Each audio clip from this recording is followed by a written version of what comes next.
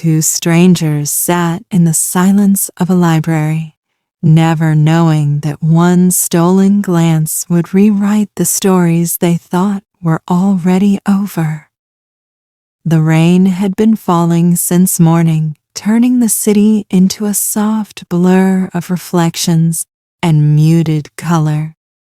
But inside the old public library, everything felt still, calm, almost sacred. It smelled of warm paper, polished wood, and stories waiting to be touched. Maya stepped inside quietly, brushing raindrops off her sleeves, hoping the silence of the place would hold her together. She had been running from too much noise, people, memories she wasn't ready to face. Books were her shelter, pages her escape. And she needed that escape today more than anything. She walked deeper into the library, past shelves that towered like gentle giants, past reading tables where tired souls tried to find fragments of themselves in words written by strangers. She headed toward the far corner, her usual place, the one no one ever noticed. Except today it wasn't empty.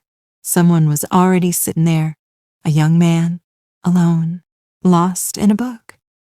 He didn't look up when she approached, as if his entire world had folded itself into the pages in front of him. His hair fell slightly over his forehead, dark and softly disheveled, and his posture was calm, focused. Yet there was something fragile about him, something that told her he wasn't here by accident. Maya hesitated, unsure whether to sit or walk away, but the library was full, and she didn't have the energy to find another corner. She took the seat opposite him, quietly, almost apologetically. He didn't react, not even a glance. It was odd, but strangely comforting. For the next few minutes, they existed in a silence that felt oddly alive. She opened her own book, but couldn't read it. Her eyes kept drifting toward the stranger's hands, steady, elegant, turning pages with a careful gentleness that made her wonder what kind of person he was. Someone patient, someone thoughtful, someone hiding something. Then, as if he sensed her gaze, he slowly lifted his eyes, and their worlds collided. His eyes were warm, deep brown, soft, and filled with a tired sadness he tried to hide. She looked away quickly, embarrassed, but the moment had already settled inside her chest, spreading small, unexpected wings. He didn't smile. He didn't frown. He simply gave a tiny nod, acknowledging her presence, as if saying, "It's okay. You're allowed to be here." That nod touched something inside her, a tenderness she didn't know she still carried. Minutes passed. Or maybe it was longer. Time felt different in that corner, quieter, softer. The rain tapped gently against the tall, arched windows, creating a rhythm the library seemed to breathe with. Maya finally found the strength to focus on her book, but her heart kept drifting toward the stranger. She wondered what he was reading. She wondered why he looked like someone who had forgotten how to rest. And she wondered why she, someone who avoided strangers, suddenly felt safe near one. A soft sound broke the silence, a page slipping, a breath held. She looked up again, and this time he was the one looking at her. Not by accident, not briefly. There was curiosity in his gaze now, and something else, something quiet and aching. "Sorry," he whispered, though he had done nothing wrong. His voice was gentle, barely above a breath. "I didn't mean to interrupt." "You didn't," she whispered back, sag. And the truth was, he didn't. If anything, he had interrupted the world outside, the noise, the heaviness, and created a bubble of stillness she hadn't felt in months. Silence returned, but it wasn't awkward. It was warm, shared, fragile. A silence that held two strangers gently between its hands. Maya tried reading again, but the words blurred. Her thoughts betrayed her. Why does he feel familiar? Why does he feel safe? Why does this moment feel like it matters? She stole another glance. He was staring at his book, but his mind was clearly somewhere else. The faint tension in his jaw, the way his fingers pressed slightly into the page, he looked like someone trying not to drown. She recognized the feeling too well. Maybe silence wasn't only a shelter. Maybe it was a cry for help too. After another stretch of quiet minutes, he shifted slightly and closed his book, marking the page with a worn piece of paper. Not a bookmark, a letter. Folded and creased, old, important. He hesitated before placing it gently beside the book, almost afraid to let it go. Maya's eyes lingered on the letter, not out of nosiness, but because it seemed heavy with pain. Pain he carried quietly, silently, like her. Their eyes met again, longer this time, deeper, as if both were trying to read the story the other wasn't ready to tell. He opened his mouth, closed it, then tried again. "Do you?" His voice cracked slightly. "Do you mind if I sit here again tomorrow?" The question struck her heart in a way she hadn't expected. It was simple, innocent, but underneath it lived a loneliness that felt too familiar. She swallowed. "I don't mind." He nodded once, relieved, as if her answer had saved something inside him.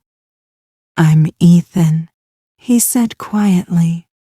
She hesitated only a moment. "Maya." The way he breathed out her name softly, like something precious, made her chest tighten. Then the librarian's evening bell rang, signaling closing time. People began to gather their things. The spell broke a little, but not completely. He didn't rush to leave. Neither did she. They walked toward the exit together, not speaking, but not strangers anymore. The rain had softened into a mist. He held the door open for her, and she stepped outside, feeling the cool night air wrap around her.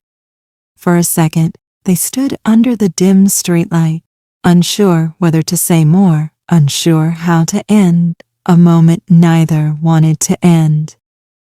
"Tomorrow?" he asked again, quietly hopeful. She nodded. "Tomorrow." He gave the faintest smile, a wounded smile, but real, and then he walked away, hands in pockets, head slightly lowered, as if carrying the weight of memories he couldn't escape. Maya watched him disappear around the corner, her heart strangely warm and frightened at the same time. She didn't know him. He didn't know her. Yet something had begun in that silent corner of the library, something gentle, fragile, impossible to name. something that felt like the beginning of a story written not with words, but with silence, glances, and two broken hearts finding each other without meaning to. She didn't know what tomorrow would bring, but for the first time in a long time, she was willing to return and find out. The next day felt unusually long for Maya, as if every hour resisted moving forward, but when the clock finally struck 5, she found herself walking faster than usual toward the library. The sky was clearer today, washed clean by last night's rain, yet the air still carried the faint scent of wet earth and unfinished emotions. She kept telling herself she wasn't going there for him. She liked the library. She needed the silence. She craved the peace. But her heart, traitorous and hopeful, whispered otherwise. When she stepped inside, the familiar warmth wrapped around her, and her eyes instinctively moved toward the corner where they'd sat yesterday. He was already there. Ethan. The quiet stranger with sad eyes and the folded letter he guarded like a memory he wasn't ready to set free. He looked up the moment she approached like he had been waiting, like her presence was the first real breath he'd taken all day. His gaze softened. "Hi," he whispered. Just one simple word, but it filled the space between them with something tender, something fragile, something that felt like the start of belonging. Maya sat down across from him, and they slipped into the silence again. But this time it wasn't the silence of strangers. It was warm, familiar. A silence that whispered, "I see you."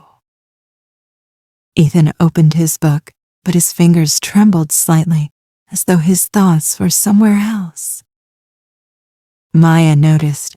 She noticed everything about him now, the tension in his shoulders, the way he chewed the inside of his lip when he was anxious, the flicker of sadness in his eyes whenever he looked at that folded letter. She wanted to ask about it, but something inside her held back. You don't ask a stranger about their wounds. You let them offer them when they're ready. Minutes drifted by, soft as snowfall. Then Ethan released a slow breath and looked at her. Really looked at her. "Can I tell you something?" he asked. Maya nodded gently, heart thudding. "I didn't come here yesterday by accident." She waited. He swallowed hard, his throat working as he searched for the right words. "I lost someone," he whispered, barely audible. "A long time ago. Or maybe not long enough." Maya felt a shiver of empathy rise inside her. Not because she knew his pain, but because she recognized the weight of unspoken grief in his voice. Ethan tapped the folded letter lightly with a trembling finger. "This was the last thing she gave me." She. The word echoed in Maya's mind. A story lived inside it.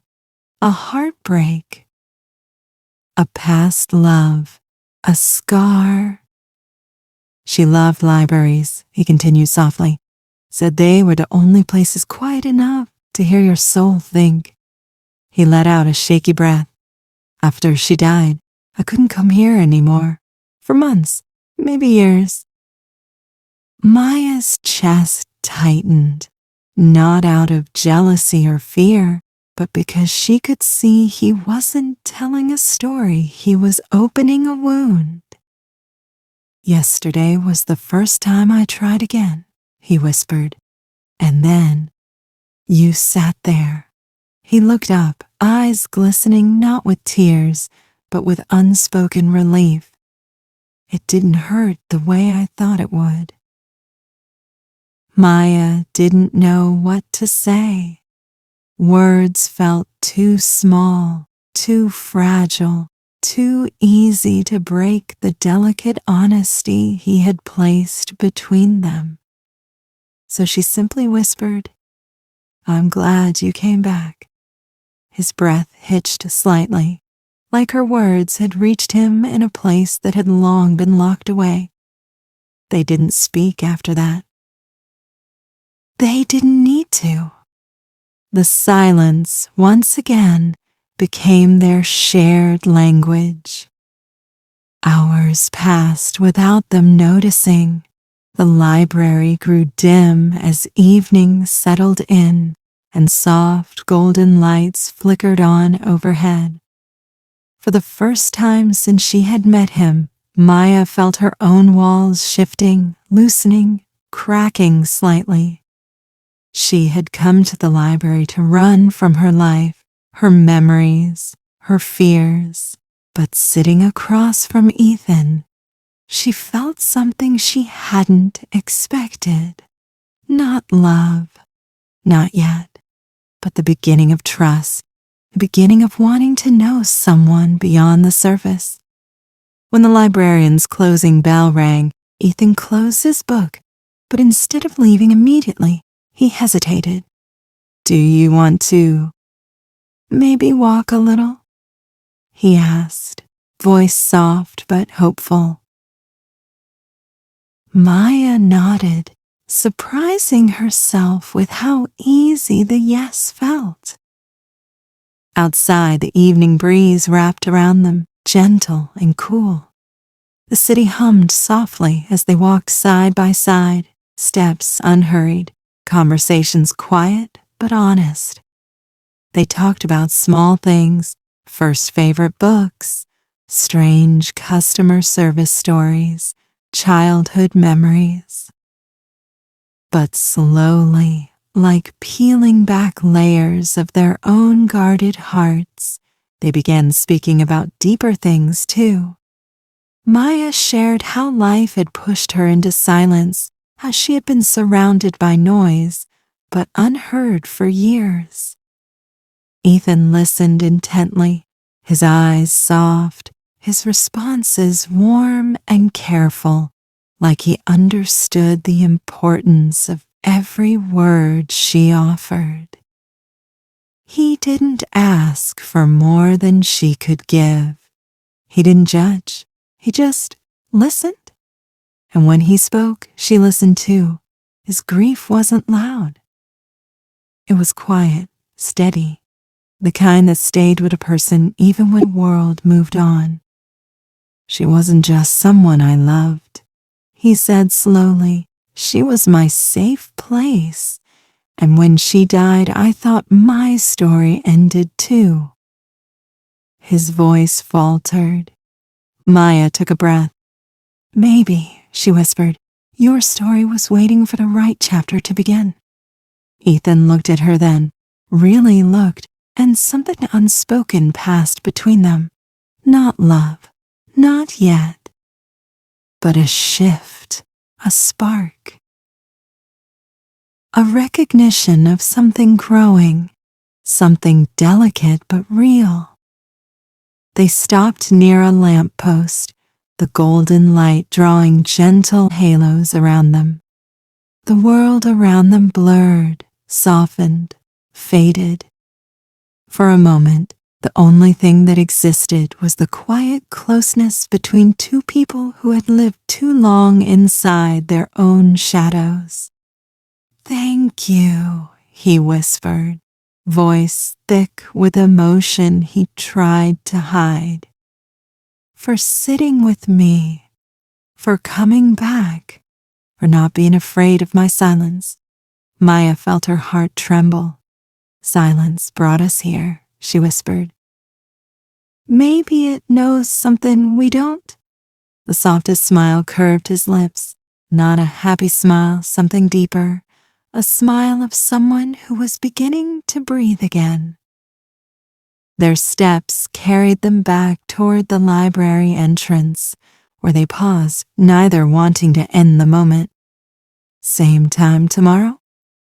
he asked, voice low, hopeful, almost shy. Maya looked into his eyes and felt the answer rise from somewhere deeper than thought. "Yes," she whispered, "tomorrow."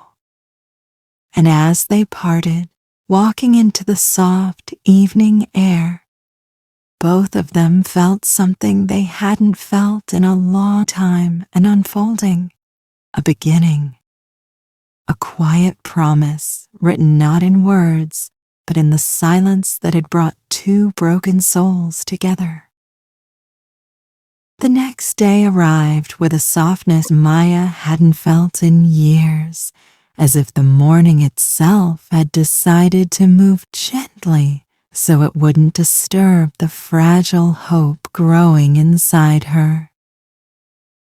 She stood outside the library for a moment, steadying her breath, unsure why she felt nervous, why her heart fluttered like a quiet confession she wasn't ready to speak.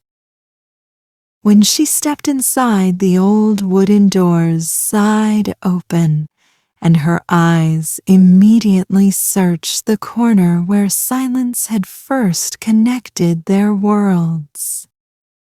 Ethan wasn't there. The chair was empty. Her breath caught, a small, sharp ache blooming unexpectedly in her chest. She tried to reason with herself. He's probably running late. He has a life, responsibilities. This isn't a promise. But fear crept in anyway, whispering old wounds. People leave. People change their minds. People disappear.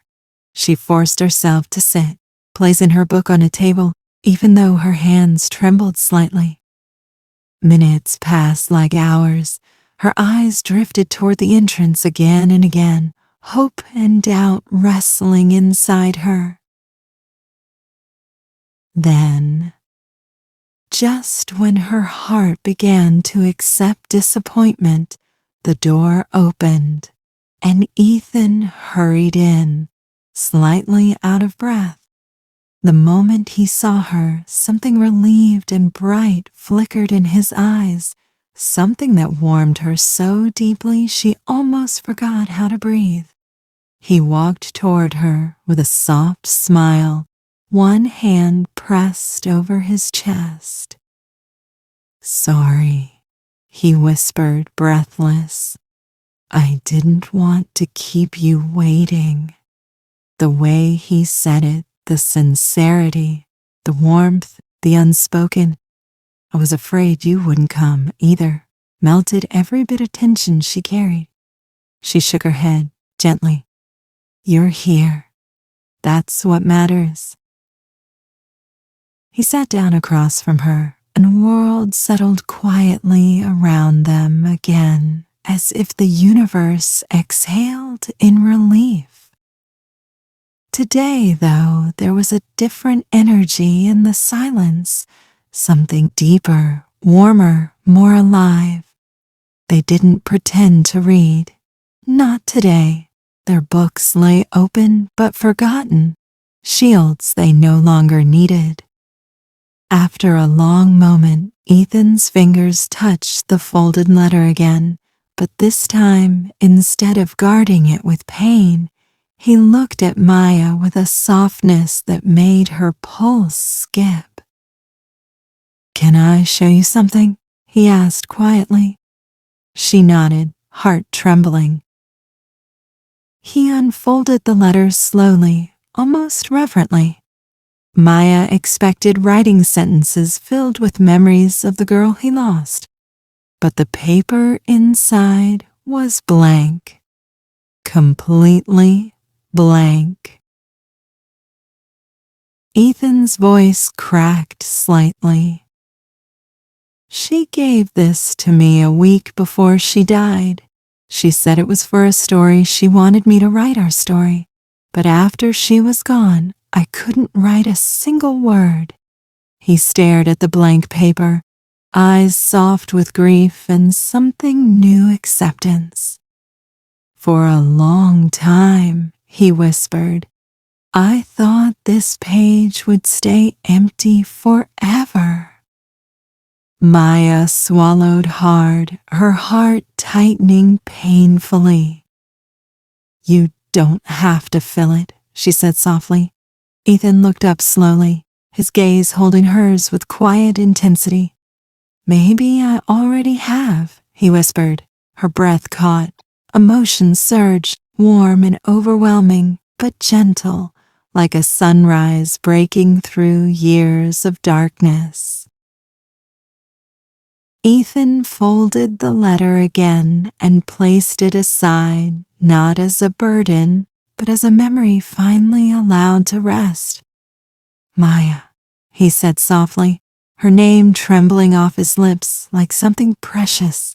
I didn't think I'd ever feel anything again. Not like this. Not this. Peace. She felt something inside her shift, open, breathe for the first time in years, yet fear tugged at her edges. I'm not trying to replace her, she whispered. I could never, I know, he said immediately, gently. And you aren't. His voice softened further. You're not replacing anything. You're reminding me that my story didn't end with her. Maya's eyes stung. The library blurred slightly as emotion washed over her. Ethan, I'm not asking for anything, he continued softly. Not promises, not answers. I just want you to know that meeting you, sitting here with you, it feels like the first real chapter I've had in a long time. Maya felt her heart unfold like a fragile wing. I feel it too, she whispered, voice trembling with truth she could no longer hide. I don't know what it is yet, but I want to find out. Ethan's eyes softened with something deep, something like hope, something like tenderness, something like the quiet beginning of love. He reached out slowly, giving her every chance to pull away. She didn't. Their hands touched, gentle, hesitant, warm, and the moment felt like a silent promise written on their skin. The library around them disappeared, fading into the background as the connection between them deepened, rooted not in passion or urgency, but in healing, trust, and the kind of silence that holds two souls gently together. After a long, still moment, Ethan whispered, "Walk with me?" Maya nodded silently. Outside, the sky glowed with the golden rose of a setting sun, the world softened by the kind of light that feels like forgiveness. They walked without speaking at first, their shoulders nearly touching, their hands brushing occasionally, sending small sparks of warmth through both of them. Eventually, Ethan stopped near the fountain outside the library, the water catching the last rays of sunlight. He looked at her with a vulnerability that made her heart ache. May I ask you something? Maya nodded. Why did you come to the library that day? She hesitated, the old ache in her chest stirring. Because I needed silence, she whispered, and because I was tired of running from my life. Ethan's expression softened. Are you still running? She looked into his eyes, and something inside her steadied. Not today.